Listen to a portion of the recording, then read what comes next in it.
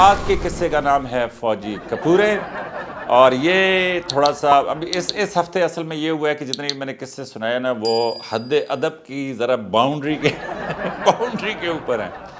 تو لیکن یہ ہے کہ دیکھیں جی، بات یہ ہے کہ ایک طرف سوشل میڈیا کے اوپر ایسی کہانیاں چل رہی ہیں کہ جن کی مجھے تو سمجھ نہیں آتی کہ بھئی یہ چل کیسے رہی ہیں، لیکن دوسری طرف جب وہ لائن کھینچتے ہیں نا تو پھر میرے جیسوں کے ساتھ میری ادھر لائن کھینچ دیتے ہیں کہ بالکل پیچھے ہو جا. اچھا، تو یہ ہے فوجی کپورے. میں یہ قصہ آپ کو سناؤں گا، لیکن اس سے پہلے میں نے آج تک کسی کو یہ نہیں کہا کہ تو لائک سبسکرائب یا شیئر کرے، اور جب میں نے یہ کہا ہے تو ساتھ ہی میں نے آپ کو کہہ بھی دیا ہے کہ لائک سبسکرائب اور شیئر کریں. آپ کی محبتوں کا بہت شکریہ، آپ کا فیڈ بیک بہت اچھا جا رہا ہے. تو اینی ویز، تو فوجی کپورے کا قصہ اس زمانے کا ہے کہ جب ہم خود کیڈٹ ہوا کرتے تھے.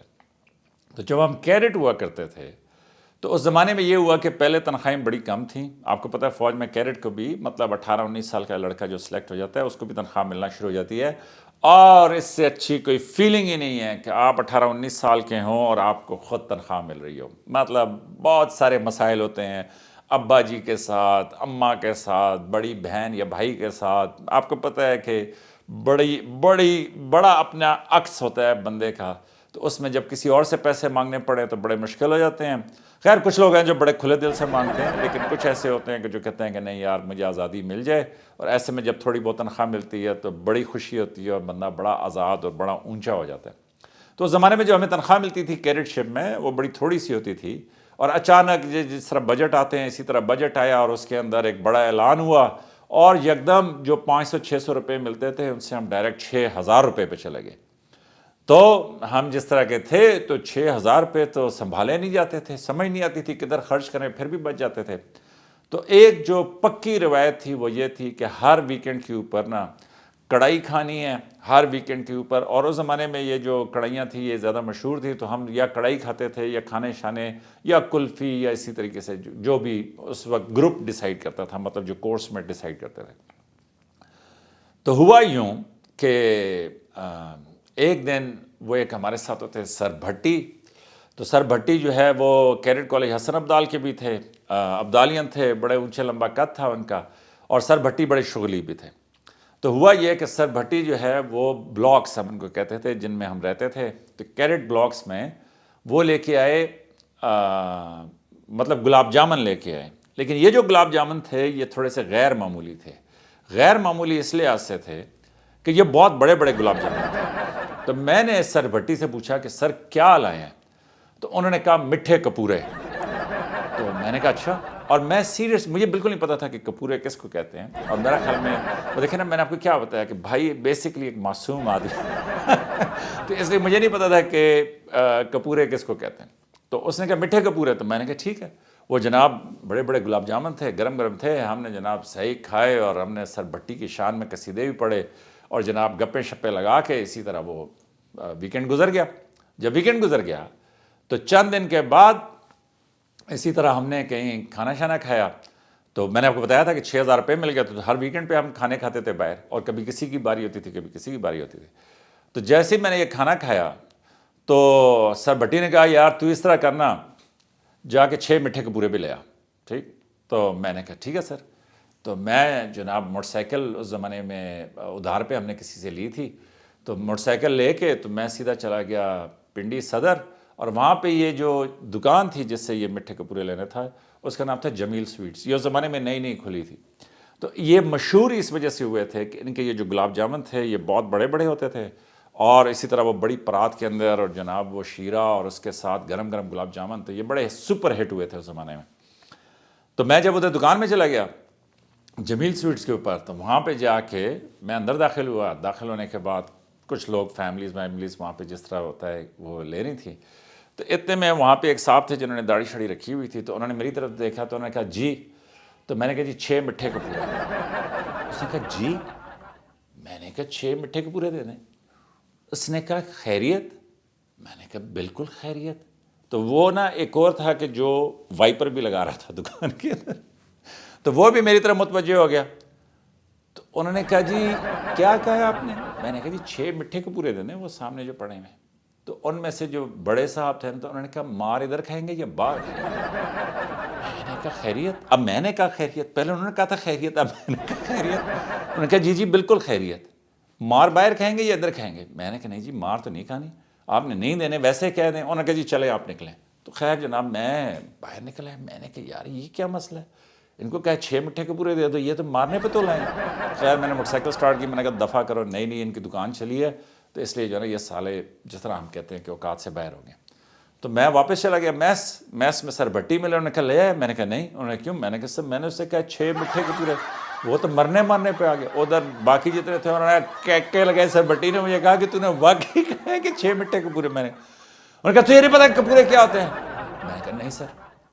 اس نے کہا حد ہی ہو گئی ہے۔ انہوں نے کہا بیٹھ میرے ساتھ۔ سر بٹی بیٹھے موٹر سائیکل پہ، جناب ہم سیدھے گئے واپس جمیل سویٹس کے اوپر، اور جیسے ہی گئے انہوں نے کہا آ جا۔ میں نے کہا نہیں سر میں تو اندر نہیں جا رہا، یہ تو اس ٹائم پہ وائپر لگا رہا تھا، اب تو اس نے بات بھی نہیں کرنی، مجھے کٹنا شروع کر دیا۔ انہوں نے کہا آ جا اندر گیا۔ سر بٹی نے اس سے کہا کہ یار وہ دے دیں۔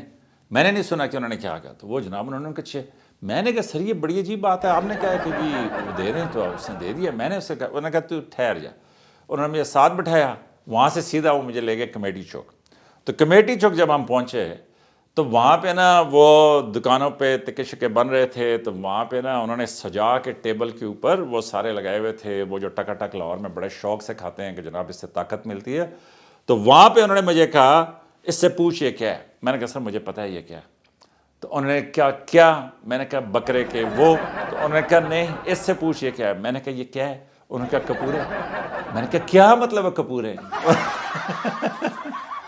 تو پھر وہاں پہ سر بٹی نے مجھے سمجھایا کہ جو بکرے کے یا بیل کے یا کسی اور کے جو ٹیسٹیکل ہوتے ہیں اس کو جو ہے نا عام زبان میں کپورے کہتے ہیں۔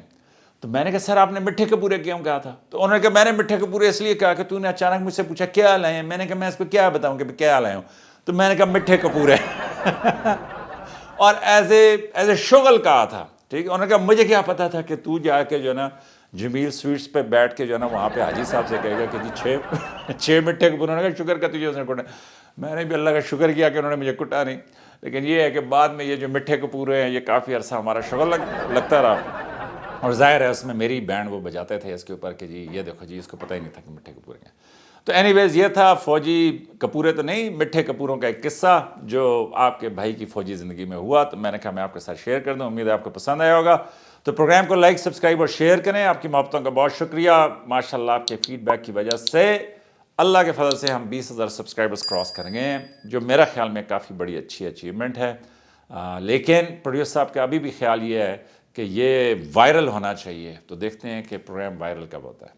دوسرے سیگمنٹ میں آج بالکل مختصر بات کروں گا، واضح اور دو ٹوک پیغام آپ کو دوں گا، اور واضح اور دو ٹوک پیغام یہ ہے کہ دیکھیں ایسی خوبصورت افواج، ایسی بہادر فوج، ایسی بہادر تمام وردی والے، چاہے وہ پولیس کے ہیں، چاہے وہ ایف سی کے ہیں، چاہے وہ پیرامیڈکس ہیں، جو بھی وردی پہنتا ہے، چاہے وہ آپریشن تھیٹر کے اندر ہیں، ایسے خوبصورت پیرامیڈکس، ایسے خوبصورت ٹیچرز، ایسے خوبصورت بچے، ایسے خوبصورت سٹوڈنٹس، ایسے خوبصورت جو ہے نا میں یہ کہوں گا کہ ڈاکٹرز، یہ تمام لوگ آپ کو دنیا میں کہیں نہیں ملیں گے۔ پاکستان اللہ کی ایک نعمت ہے، اور میں اس لیے بھی آپ کو بار بار بتاؤں گا وہ یوں کہ آپ کبھی دنیا میں ٹریول کریں۔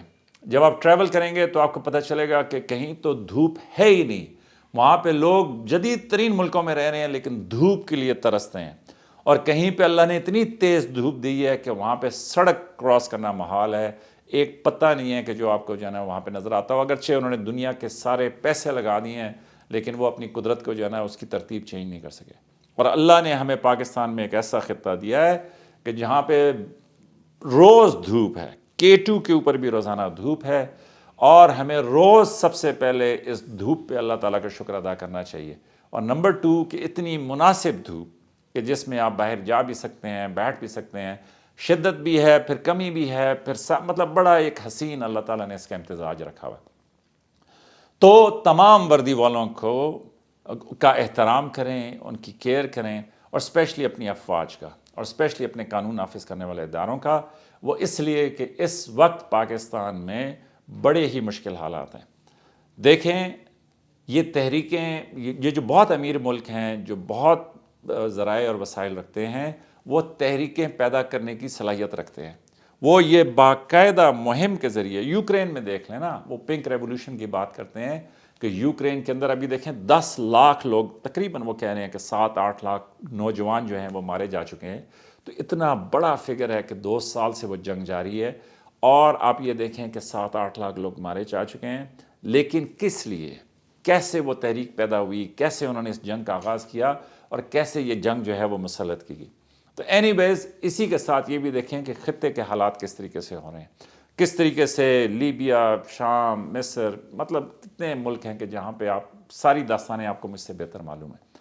تو اپنی افواج کا، اپنے ان ینگ آفیسرز کا، ان ینگ سپاہیوں کا، صوبیدار میجرز کا، لیفٹینوں کا، مطلب ان سب کو محبت سے ملا کریں. ان کی بڑی مشکل نوکری ہے آج کل، یہ بڑا عظیم کام کر رہے ہیں اس ملک کے لیے. اور ساتھ یس، جہاں آپ محبت سے ملتے ہیں وہاں پہ ضرور اپنی دل کی باتیں بھی ان کے ساتھ کیا کریں، اور ان کو بتایا کریں کہ جی کیسے انہوں نے، یا آپ ان سے کیا امیدیں رکھتے ہیں، آپ ان سے کس طرح کی بات چیت ایکسپیکٹ کرتے ہیں، آپ ان سے کس طرح کے کریکٹر، کس طرح کے جو ہے وہ ایکسپیکٹ کرتے ہیں.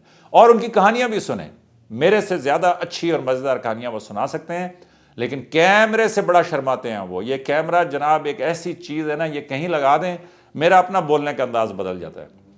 اگرچہ میں کیمرے کے اوپر کچھ عرصہ جو ہے یہ ساری پریکٹس، یہ ساری کہانیاں کر چکا ہوں، لیکن کیمرے کے سامنے وہ بالکل بات نہیں کر سکتے. لیکن آف کیمرہ جب آپ کے ساتھ بیٹھیں تو فوجی گپیں، فوجی شغل، فوجی باتیں آپ ضرور سنیں، تو آپ ہنس ہنس کے دورے ہو جائیں گے، اور پھر آپ کو سمجھ آئے گی کہ کتنی محنت سے وہ یہ سب کچھ کر رہے ہیں. تو اپنی فوج کا خیال رکھیں. پروڈیوسر صاحب سے میں کہوں گا کہ بڑا دل کو خوشی ہوتی ہے، مورائل بڑا بلند ہوتا ہے کہ جب پروڈیوسر صاحب، اور ان کو کریڈٹ بھی جاتا ہے کہ بڑی ہی خوبصورت تصویریں لگاتے ہیں افواج پاکستان کی. تو آپ سب کا بہت شکریہ، اپنا خیال رکھیے گا. اسکرین کے اوپر آپ کو ہماری ساری پاس قسطیں نظر آ رہی ہوں گی. اپنے دوستوں، گھر والوں، بزرگوں، چھوٹے بچوں سب کے ساتھ شیئر کریں، اور دیکھیں کہ ایسے مزیدار فوجی قصے کیسے کیسے ان کے چہروں کے اوپر جو ہے وہ مسکراہٹ کے بکھیرتے ہیں.